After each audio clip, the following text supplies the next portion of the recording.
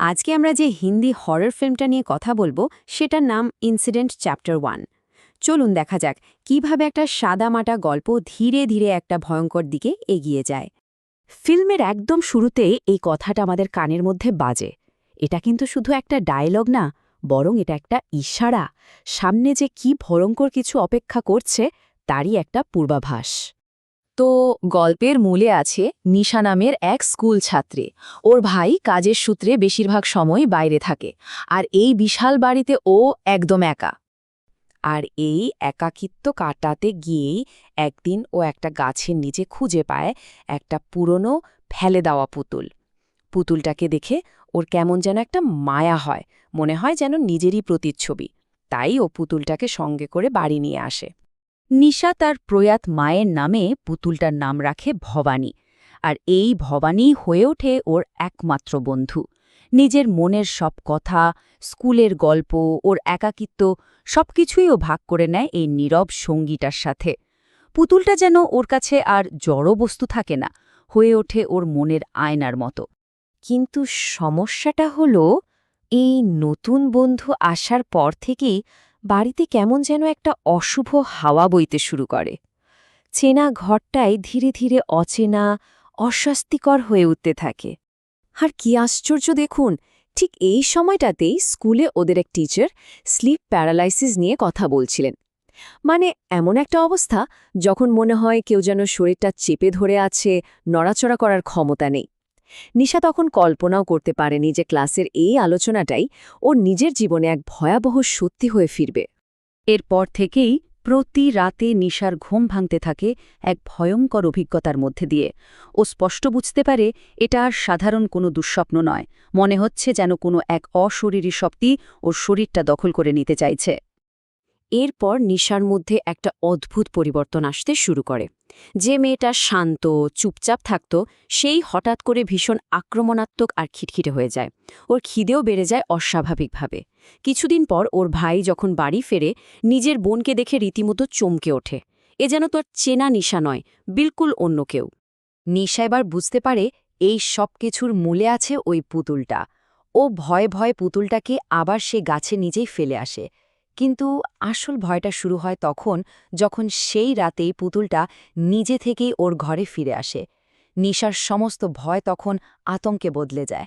বোনের এই অবস্থা দেখে ভাই আর এক মুহূর্ত সময় নষ্ট করে না। ও বুঝতে পারে যে সাধারণ ডাক্তার বা চিকিৎসায় কোনো লাভ হবে না। তাই ও সোজা সাহায্য চায় অর্জুন আচার্যের। অর্জুন একজন প্যারানর্মাল ইনভেস্টিগেটর, মানে এই ধরনের অশুভ শক্তির মোকাবেলায় তার কাজ। অর্জুন বাড়িতে পা রাখার সাথে সাথেই বুঝে যান যে সমস্যাটা এই বাড়ির নয়। তিনি বলেন, কখনো আমরা সমস্যা খুঁজতে যাই, আবার কখনো সমস্যাই আমাদের খুঁজে নেয়। আপনারা এক্ষেত্রে একটা বাইরের সমস্যাকে নিজেদের ঘরে ডেকে এনেছেন। মানে নিশা নিজের অজান্তেই এক ভয়ঙ্কর বিপদকে আমন্ত্রণ জানিয়েছে। অর্জুন তখন পুরো ব্যাপারটা ব্যাখ্যা করেন। তিনি বলেন, আসলে নিশার শরীরের ভেতরে একটা যুদ্ধ চলছে। একটা অশুভ আত্মা ওর শরীরটা দখল করতে চাইছে, আর নিশার নিজের আত্মা সেই চেষ্টাটাকে আটকানোর চেষ্টা করছে। আর এই লড়াইয়ের কারণে স্লিপ প্যারালাইসিসের মতো ঘটনাগুলো ঘটছে। অর্জুন এবার ঠিক করেন, আর লুকিয়ে নয়, এই অশুভ শক্তির সাথে সরাসরি কথা বলতে হবে। তিনি সেই আত্মাকে সামনে আসার জন্য একরকম চ্যালেঞ্জ জানান। আর ঠিক তখনই নিশার শরীরটা ব্যবহার করে ওর মুখ দিয়েই এক অচেনা শীতল গলায় কেউ কথা বলে ওঠে। আত্মাটা তার আসল উদ্দেশ্য জানিয়ে দেয়, আমার তোমার শরীরটা চাই। এরপর আত্মাটা নিজের পরিচয় দেয়। ওর নাম মনিকা, এক তরুণী যাকে খুব অল্প বয়সে এক স্বার্থপর লোক নিজের লাভের জন্য বলি দিয়েছিল। আর এখন তার অতৃপ্ত আত্মা পৃথিবীতে আবার বেঁচে থাকার জন্য নিশার শরীরটা চায়। শুধু তাই নয়, নিজের শক্তি বোঝানোর জন্য মনিকার আত্মা অর্জুনের সবচেয়ে দুর্বল জায়গায় আঘাত করে। সে অর্জুনের মৃত মেয়ের কথা তোলে, যাকে অর্জুন বাঁচাতে পারেনি। উদ্দেশ্যটা পরিষ্কার, অর্জুনকে মানসিকভাবে দুর্বল করে দেয়া। পরিস্থিতি তখন নিয়ন্ত্রণের বাইরে। এবার শুরু হয় নিশার আত্মাকে বাঁচানোর শেষ চেষ্টা, এক ভয়ঙ্কর লড়াই। অর্জুন বুঝতে পারেন যে মনিকার আত্মা এতটাই শক্তিশালী যে ওকে বাইরে থেকে জোর করে বের করা যাবে না। লড়াইটা নিশাকেই করতে হবে, নিজের ভেতর থেকে। তিনি নিশাকে ওর সবচেয়ে বড় শক্তির কথা মনে করিয়ে দেন, ওর প্রয়াত মা। তিনি বলেন, তোমার মাকে মনে করো, তুমি ওর চেয়ে অনেক বেশি শক্তিশালী, লড়াই করো। মায়ের ভালোবাসার স্মৃতিই ছিল নিশার শেষ অস্ত্র। মায়ের কথা মনে আসতেই নিশা যেন নতুন করে শক্তি পায়। ও শেষবারের মতো নিজের সমস্ত শক্তি দিয়ে ওই আত্মাকে প্রতিরোধ করে, আর একটাই ধাক্কায় অশুভ আত্মাটা ওর শরীর থেকে ছিটকে বেরিয়ে আসে। এই সুযোগটারই অপেক্ষা করছিলেন অর্জুন আর তার দল। আত্মাটা শরীর থেকে বেরোনোর সঙ্গে সঙ্গেই তারা একটা বিশেষ প্রক্রিয়ার মাধ্যমে ওটাকে আবার সেই পুতুলের মধ্যেই বন্দি করে ফেলে। পুতুলটাকে এরপর একটা বাক্সে ভরে শক্ত করে সিল করে দেওয়া হয়।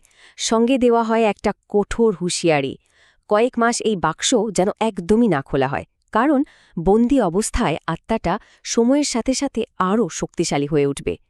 কিন্তু দুঃস্বপ্নটা কি সত্যি এখানেই শেষ? কিন্তু গল্পের একেবারে শেষে অপেক্ষা করছিল আসল চমকটা। দেখা যায় যে আত্মাকে পুতুলে বন্দি করা হয়েছে সে মনিকা নয়, সে আসলে অর্জুনেরই মৃত মেয়ে, যে পাতাল থেকে তার বাবাকে তাকে বাঁচানোর জন্য কাঁদছে। তাহলে ভাবুন একবার, আসল বিপদ অর্থাৎ মনিকার আত্মা, সে তো এখনও বাইরেই ঘুরে বেড়াচ্ছে। আর ওই যে বাক্সটা সিল করা হলো, ওটা যখন আবার খোলা হবে তখন কি ঘটবে? এই ভয়ঙ্কর প্রশ্নটা রেখেই গল্পটা শেষ হয়।